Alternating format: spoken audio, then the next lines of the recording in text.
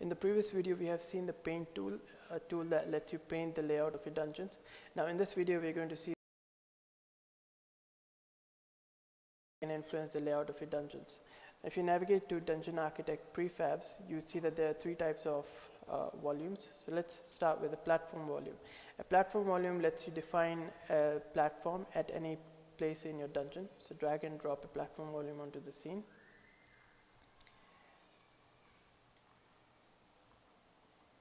And before you could use this, you need to define the reference of the dungeon that this platform would influence. So I'm going to drag the dungeon grid and drop in here, and there's also a convenience function to rebuild the dungeon.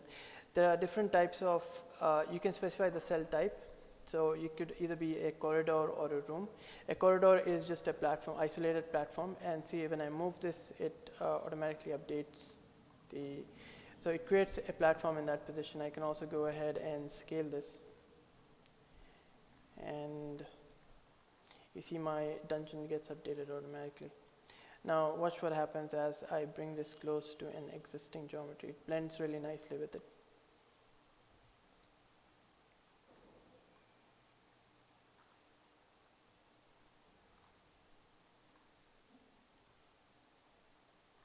If I bring this up, it would create a stair. Bring this down, it would create that.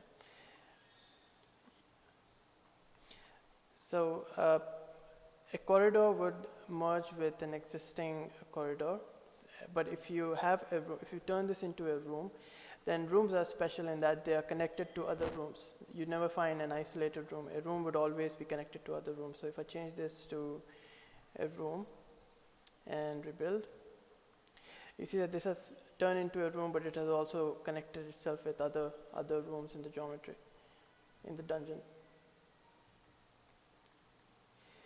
And it's a bit too small. Let me increase the size.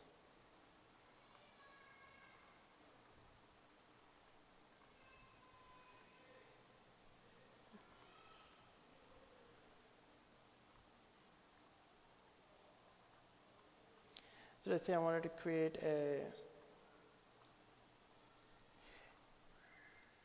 platform like so. And then I'm just going to press Ctrl D to duplicate that platform. And again, Ctrl D. Scale this down.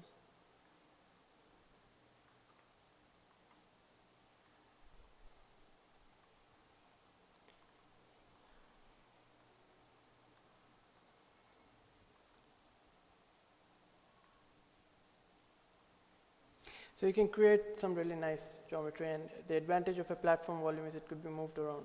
So you can move this around and just rebuild your dungeon. And so this is one of the ways of influencing your geometry. You can either paint or you can use a platform volume.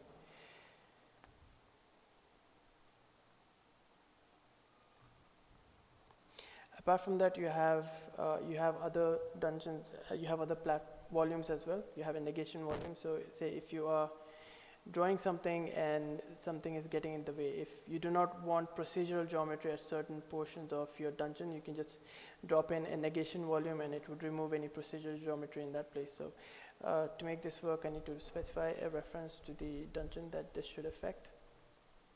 And when I rebuild, you see that it did not create a it removed the procedural geometry from there.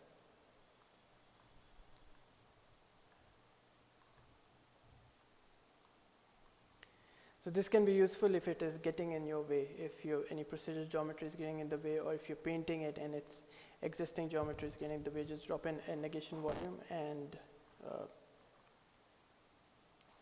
it would remove it from there. The final volume is a theme override volume.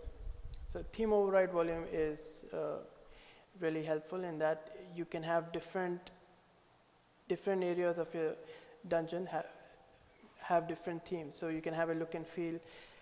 You have one look and feel in this area, another one in this area, and so on. So I have an example here.